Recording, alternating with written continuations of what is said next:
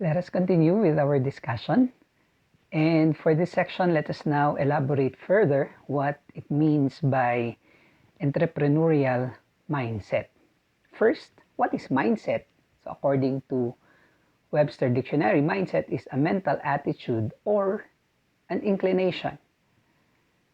An author also said that mindset is the sum of your knowledge, beliefs, and thoughts about the world and yourself. Mindset can be shaped by an intention, awareness, but are also driven by our experiences. A mindset is a habit that requires practice. Okay, so that's the definition of mindset. Then, the definition now of entrepreneurial is undertaker, hindi yan yung wrestler ha. And then you have your entrepreneurial means creates value, change agent, resourcefulness and uncertainty, and opportunity. Okay? Therefore, if we now combine mindset and entrepreneurial, we now get the definition of entrepreneurial mindset. So, what is entrepreneurial mindset? It is the inclination to discover, to evaluate, and exploit opportunities. Okay? It's the state of mind which orientates human conduct towards entrepreneurial activities and outcomes. It is what you need to propel yourself forward. And it is about thinking differently than the rest. It is also providing value to continue to make their service better and better, and also identifying problems and solving problems. Okay, so if you will look at the definition of entrepreneurial mindset, actually we have tackled these things already from Unit 1. Okay, so you discover, you evaluate, you want to improve yourself, you want to propel yourself forward, you want to get better, you always want to improve your service to your clients, and you identify the problems in your business, and of course, you provide solutions for those problems. And what is now the importance of having an entrepreneurial mindset? Of course, if you have that entrepreneurial mindset, you can build an entrepreneurial society. It will also help you develop the right mindset at a very early stage. That's why Gen Trep subject, kahit hindi kayo entrepreneurial students, kinukuha natin to because we want to develop your right mindset for business, even at this stage of your schooling.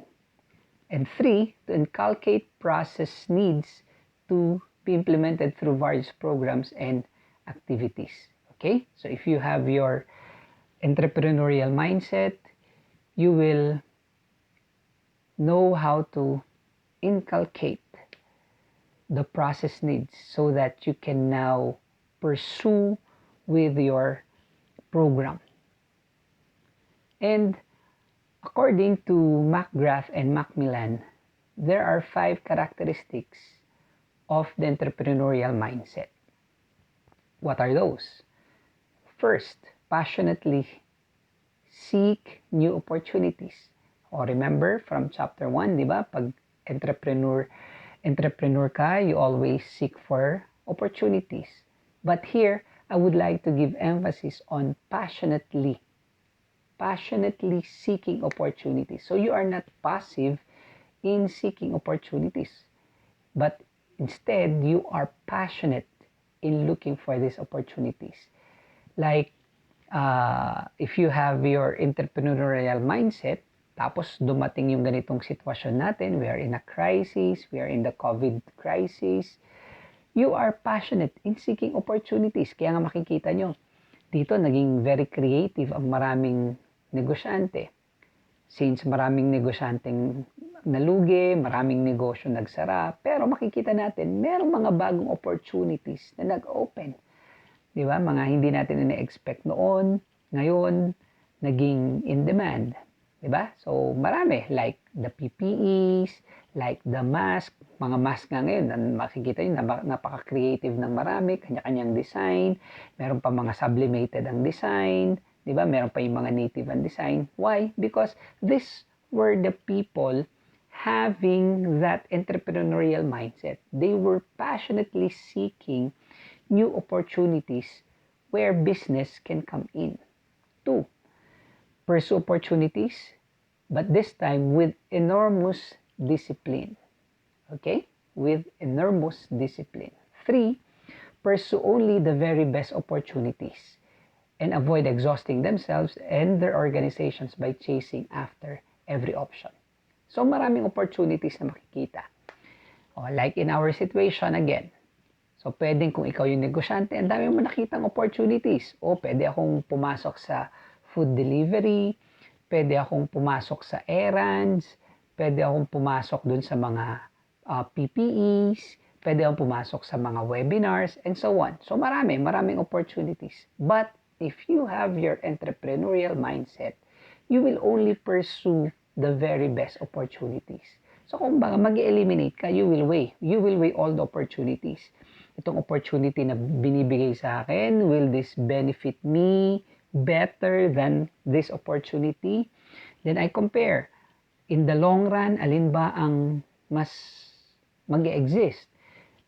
Opportunity A, opportunity B. Pwedeng itong opportunity B, mabilisan, pero baka sandali lang ito mag-last. Samantalang si opportunity A, pwedeng mas mabagal ang progress, pero pwedeng mas mahabang panahon yung usapan. So, alin ang pipiliin mo? So, only pursue the best opportunity. And then, 4th, focus on execution. Hindi naman pwedeng you only just seek your opportunities. You don't just pursue which one is best. Of course, you have to put those choices into action. Kaya nga sabi doon, focus on execution. And the last one, engage. Engage the energies of everyone in their domain. So, again, ikaw yung nagplano, pwedeng yung negosyo, hindi kayang patakbuhin ng isang tao, hindi mo kakayanin on your own. So, you now engage other people so that yung goal mo for that particular idea, particular business will come into fruition. Matutupad siya. Next, what are the attributes for the entrepreneurial mind? So, ito nandun din sa notes na ipapadala ko sa inyo. 1, independent mind. Yan, ito na yung mga inassess nyo sa sarili nyo. So, pag sinabing independent mind, hindi ka didiktahan ng iba. So, makikita mo yung mga opportunities. Makikita mo kung ano yung nararapat para sa iyo. Nakikita mo kung ano yung magandang negosyo para sa iyo. Hindi ka magpapa-impluwensya sa ideas ng iba. Rather, you can speak for yourself. You can think for yourself. You have the growth-oriented mind. Growth-oriented mind. So how do we now explain that? So you are open to change and willing to adapt to change. Okay? So hindi ka nakastick lang sa isang idea. Nakita mo, pwedeng mag-adapt ng panibagong idea, pwedeng mag-adapt ng bagong concept, pwedeng mag-adapt ng bagong method so that ma-improve yung service mo to your clients. Okay? And then, you are also receptive to feedback. Siyempre, pag nagne-negosyo ka na, ang gusto mo laging naririnig is feedback galing sa yung customer. Gusto mo, nasa-satisfy mo sila. That's why, when you ask for their feedback, be open. Be open to their criticisms. Remember that these criticisms will help you improve. Let me just share yung anak ko. Itong anak ko kagraduate lang ng senior high. So ngayong nag-COVID situation, lagi lang kaming nandito nga sa bahay. Syempre, stay home, stay safe. So, because of her entrep subject din, nung kanyang grade 12, nagkaroon siya ng hilig sa selling. Ano yung ginawa niyang pagbebenta? Mahilig rin siya magluto. So, pinasok niya ang pagbebenta ng kimchi rice at saka yung Korean barbecue.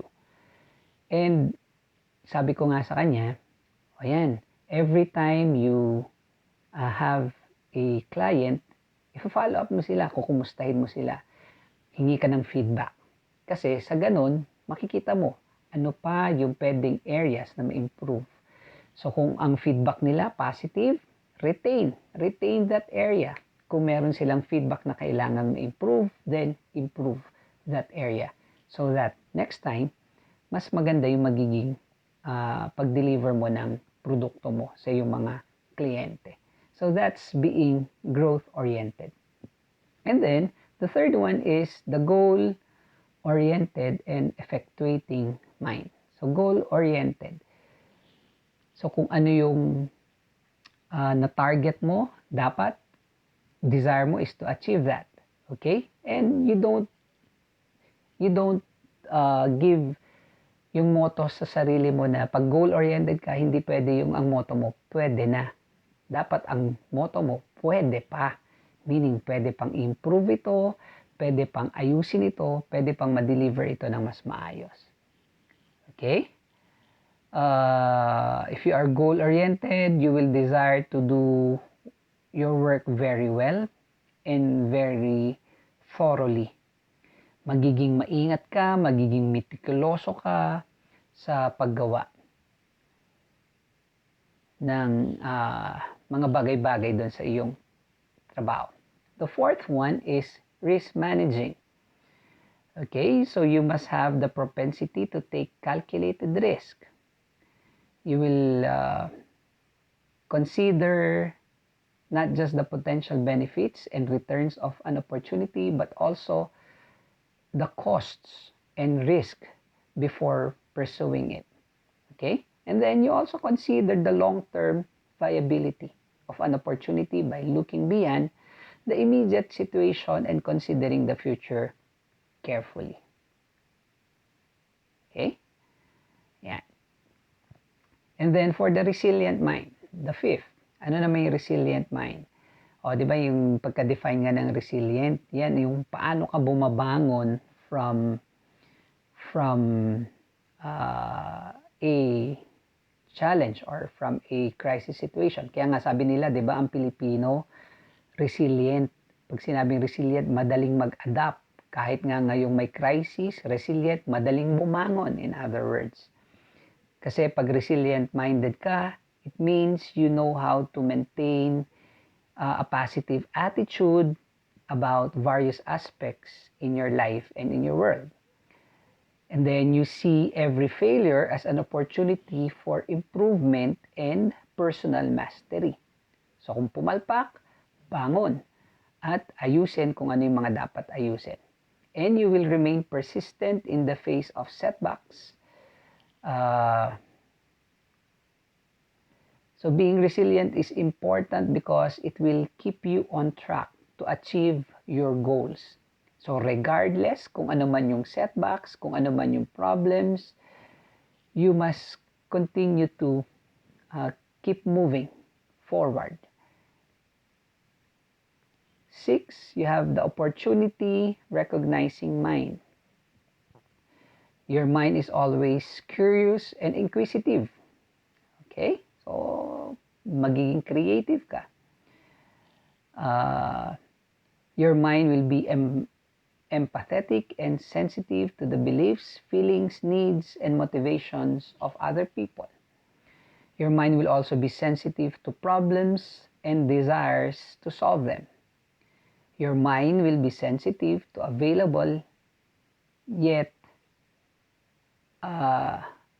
is sensitive to available yet idle resources. Okay? So makikita mo, yung mga bagay-bagay sa palibot mo, pwede mong magamit pala yung mga yun na mapapakinabangan mo for your business. And then the seventh, the designing mind. So I think very clear naman, di ba? Designing mind. You are being creative. You have fresh ideas. You have new solutions. You can generate multiple and novel ideas. You will generate multiple approaches in achieving your goals. And you will be willing to experiment. Hindi ka matatakot mag-venture sa mga bagong proseso. You are not afraid to try new ideas over and over again. So kahit may idea kang sinubukan, pumalpak, try again a new idea because you don't know which idea will really work best for you. Okay? So, yan yung mga bagay-bagay na kailangan nating matandaan, maunawaan in having an entrepreneurial mind. And the next slide, of course, will now be for your requirement. So for your requirement, I'll just be posting again kung anong section sa Google Classroom nyo isasubmit ito. So I'll be setting the deadline for this one until Saturday, this Saturday. And you have a reflection paper to do. And anong gagamitin nyo dito sa reflection paper na to? Review your results in the assessment activity for independent mind, goal-oriented mind, resilient mind, then answer the following. So why is it important for you to have independent mind? How will you develop your independent mindset? So na-discuss naman natin kung anong pagiging independent-minded. Okay? So how will you develop? So makikita nyo sa reflection papers natin, laging nababanggit dyan yung how you will develop. And that is really our primary goal in this subject. We don't want just to see yung mga concepts on entrepreneurship. Gusto nating i-apply yung mga concepts na yun. That's why we are trying to develop ourselves to become future entrepreneurs. Kaya laging ganyan yung nasa reflection paper natin. How will you develop? Then, the next one is how will you develop a resilient mind? And then, how will you develop your goal-oriented mindset? Okay?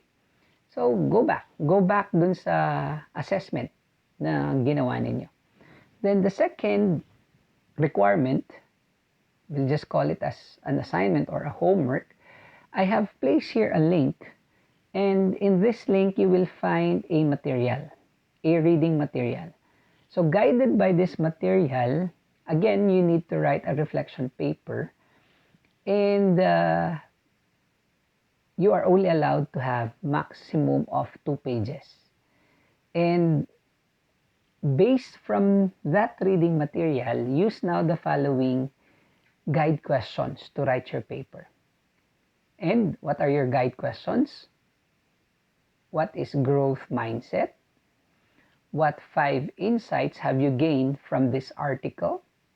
Why is it important for you to develop a growth mindset?